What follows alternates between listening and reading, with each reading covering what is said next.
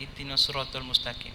Pernah dengar benda ni somewhere atau? Tapi tanya kat ustaz lepas usrah ni, apa hang sebut ihdinas siratal mustaqim, ihdinas siratal mustaqim? Oh, itu Al-Fatihah. Dalam Fatihah ada satu ayat nama dia, tunjukkan saya jalan yang lurus. Saya kata, sah. Sah. Selama ini saya sebagai umat Hindu, memang saya tak regret. Saya kata, saya memang minta kat Tuhan tunjukkan jalan yang lurus, tapi Tuhan tak pernah tunjukkan saya jalan yang lurus. Ya? Kerana mulut saya sentiasa memberitahu kepada penganut Hindu, saya kata Tuhan itu satu, sembah Tuhan yang satu. Macam mana nak sembah? Dah saya sendiri yang kata Tuhan itu satu, dah ada macam-macam patung kita sembah. Tapi kalau orang Islam ni tanya, yang bukan Islam, yang bukan Hindu ni tanya, Tuhan Hindu ada berapa? Satu. Siapa? Tuhan yang saya sembah lah, yang Tuhan sembah. Senang, habis cerita, tutup, habis, balik. Gitu. Ya, itu cara saya selalu mendakyakan Hindu. Tuhan kami sama saja, cuma nama lain. Saya kata Subramaniam, Tuhan kata Allah. Yang satu puak kata Jesus, satu puak lagi kata Buddha. Semua sama. Semua sama, Tuhan yang satu, cuma bahasa kita lain-lain. Inilah cara di mana anak-anak muda kita yang di IPT kena lengkok.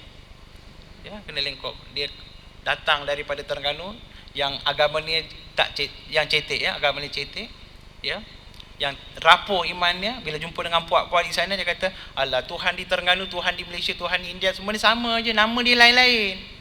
Tengok hang puak hang yang Islam itu, yang anti hadis, kata tak payah sembahyang, cukuplah beriman, kata Tuhan satu tu dah cukup dah. Samalah Hindu, samalah Islam, sama aja, tak payah nak sebut saya Hindu, saya Islam, sama aja Tuhan kita. Oh, member kita pun dengar, betul juga. Tengok muka yang sebut ni pula, muka dia macam Shah Rukh Khan. Dia kata, ya betul juga, abang Shah Rukh Khan kata ni, Shah Rukh Khan, ya?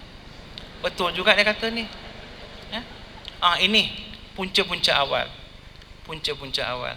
Tengok pula scholarship daripada Terengganu lambat, beasiswa daripada Terengganu lambat, pakwa kat sana pula hulak. Tak payahlah tunggu beasiswa, biarlah saya bagi. Kan kita sebagai manusia ni perlu tolong-menolong. Ni.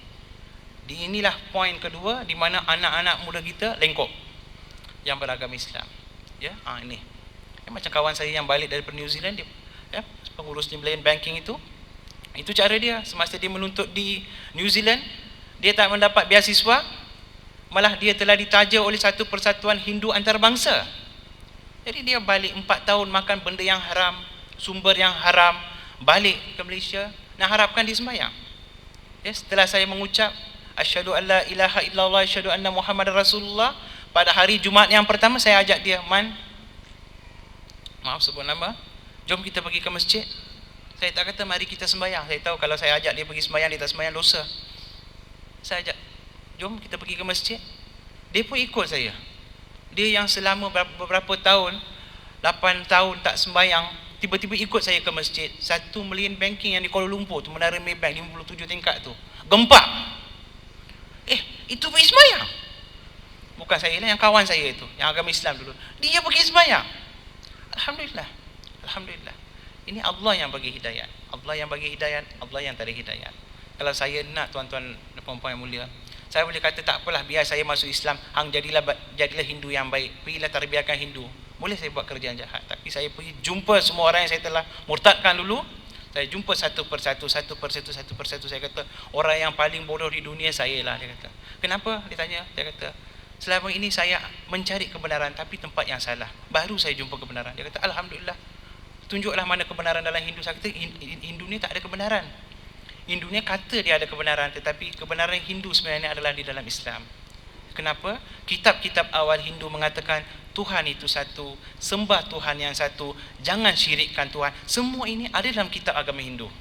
Ya, semasa saya mengkaji, saya pernah tanya tok guru saya, kalau ada benda-benda ni, kenapa kita nak sembah benda-benda lain? Tok guru saya kata, saya pernah tanya, saya kata, kenapa nak sembah benda lain? Kenapa tak kita sembah Tuhan yang satu macam orang Islam? Dia kata, kita Hindu jadi Hindu, yang Islam biarlah dia jadi Islam. Ya, ini jawapan daripada tok guru saya yang saya masih simpan sebagai reservation, yang saya tak puas hati.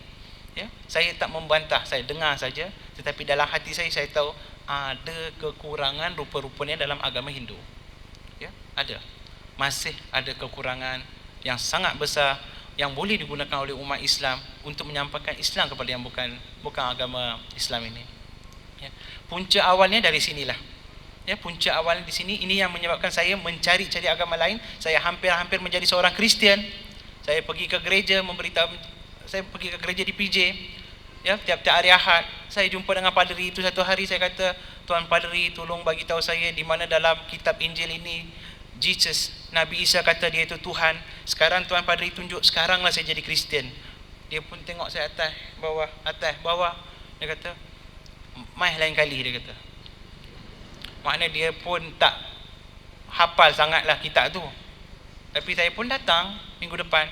Dia bagi tahu senyap-senyap, belum ada dalam kitab Injil Nabi Isa menggelarkan dirinya sebagai Tuhan, dia kata. Saya terkejut. All the while saya sangka Nabi Isa itu Tuhan bagi umat Kristian. Tetapi dia kata, paderi itu yang kata Nabi Isa tidak pernah menggelarkan dirinya sebagai Tuhan. Habislah nak jadi Kristian pun tak jadi. Last sekali lah saya ketuk pintu umat Islam ini. Saya baca Al-Quran, satu kitab yang diberikan kepada saya Ustaz Arun Din, Manusia dan Islam. Saya baca kitab itu, kemudian saya selalu hadiri usrah-usrah, dan satu ketika apabila saya yakin Islam itu benar, maka bergetarlah lutut saya takut saya mati di luar iman.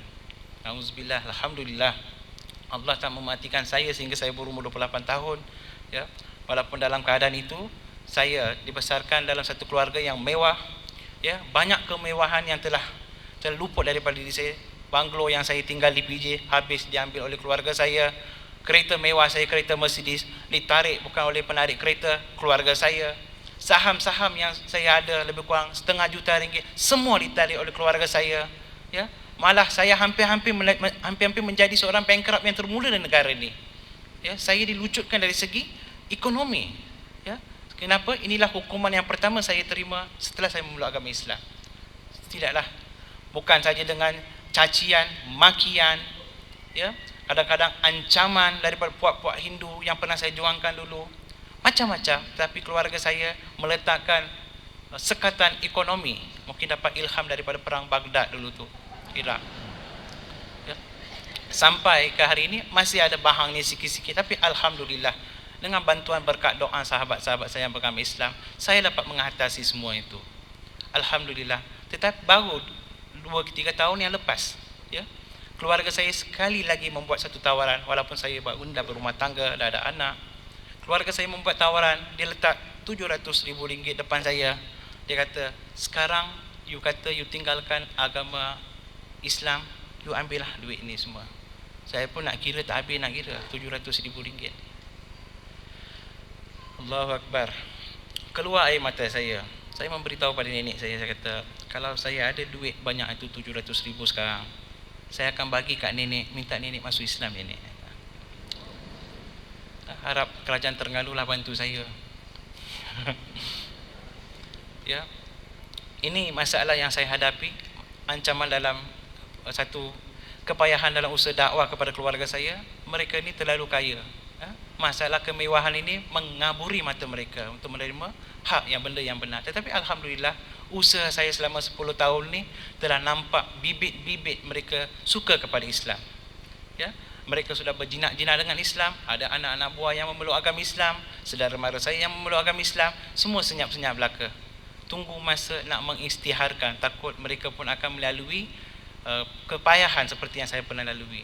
Tapi insya-Allah tuan-tuan dan puan-puan yang dirahmati Allah sekalian, ya, seseorang itu memeluk agama Islam atau ingin menjinak-jinakkan diri dengan agama Islam, pasti tidak akan berlaku, ya, jika tidak ada support, tidak ada bantuan, tidak ada sokongan moral daripada tuan-tuan dan puan-puan yang beragama Islam ini. Janganlah kita anggap seseorang itu dah beragama Islam, dia akan jadi, dia dah dapat Islam, dia dah dapat hidayat, Allah akan jaga dia. Ya, Allah dah menghantarkan kita sebagai utusan-utusan Allah. Kitalah khalifah-khalifah Allah yang berada di muka bumi ini sekarang. Kerja kita lah untuk menjaga mereka, membantu mereka, memberi sokongan moral, mengajar mereka. Ya, ini adalah kerja kita. Janganlah kita ambil benda, kalau orang putih kata granted, ya, sampai lewa kita sangka mereka ini akan pandai, mereka ini akan tahu-tahu jaga diri. Ramai yang masuk Islam, ramai yang murtad. Ya, kita selalu baca dalam akhbar, ramai yang masuk Islam, ramai yang murtad, sebab tidak ada sokongan daripada masyarakat Islam. Akhlak-akhlak yang ditunjukkan oleh masyarakat Islam langsung tidak mencerminkan satu akhlak yang membina. Ini masalah ni. Marilah kita sama-sama pasang azam pada pagi ini, pagi yang mulia ini, supaya kita berazam menyampaikan dakwah kepada yang bukan Islam. Kita berazam untuk menjaga kepentingan umat Islam di negara ini. Kita berazam untuk menjaga Islam yang diberi kepada kita oleh Allah Subhanahu Wa Taala. Biarlah jadikan Islam itu Islam Allah. Jangan jadikan Islam itu Islam kita, simpan dalam pocek kita saja. Wabillahi taufiq wal hidayah. Assalamualaikum warahmatullahi taala wabarakatuh.